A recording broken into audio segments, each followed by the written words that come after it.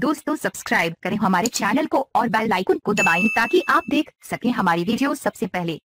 दोस्तों अगर आप पाकिस्तानी हो तो पाकिस्तान जिंदाबाद, भारतीय हो तो जय हिंद नीचे कमेंट कर दें। नीज वीडियो को लाइक शेयर जरूर करें और चैनल सब्सक्राइब कर लें।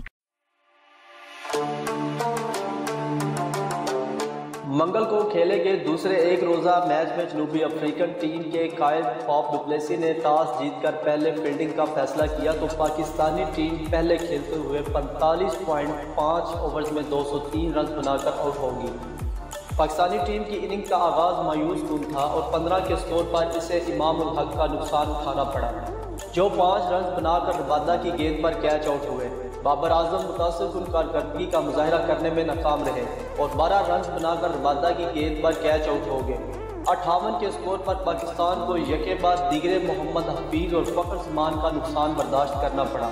हफीज 9 और फ़खर 26 रन बनाकर चलते बने।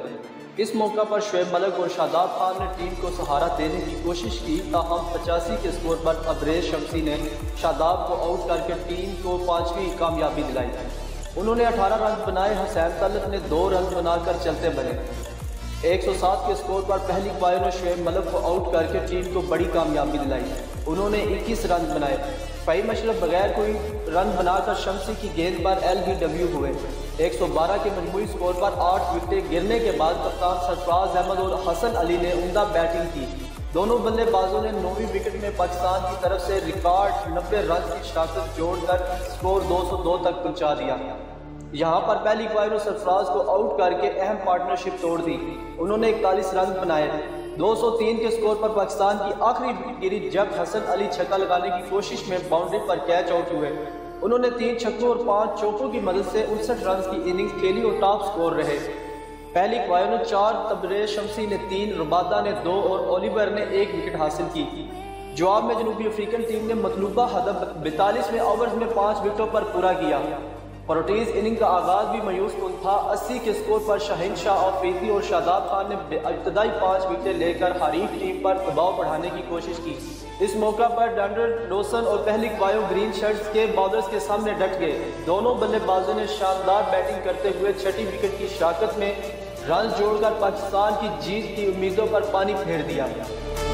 वांडर डोसन 80 और पहली बायो 59 रन बनाकर नाकाबिल शिकस्त रहे।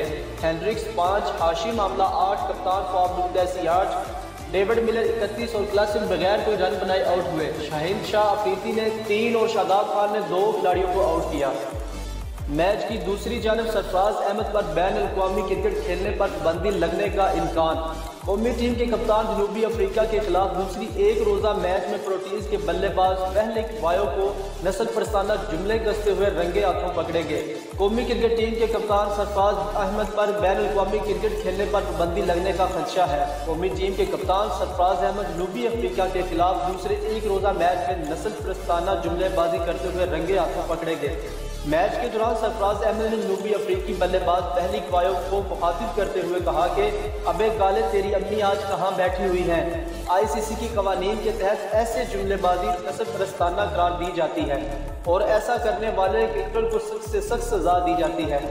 ICC कवानीन के मुताबिक ऑन स्पीड नस्ल परस्ताना जुमलेबाजी में मुलव्वस क्रिकेटर पर 4 से 8 बैन-अल-अक़वामी मैचेस की पाबंदी आयद की जा सकती है। ऐसा होने की सूरत में सरफराज न सिर्फ जनूबी अफ्रीका सीरीज के बाकी तमाम मैचेस से बाहर हो जाएंगे बल्कि वर्ल्ड कप में भी इनकी शिरकत पर भी सवालिया निशान लग जाएगा। दोस्तों अगर आपको हमारी वीडियो पसंद आई हो तो लाइक शेयर और नीचे कमेंट बॉक्स में अपनी राय का इजहार ज़रूर करें। शुक्रिया।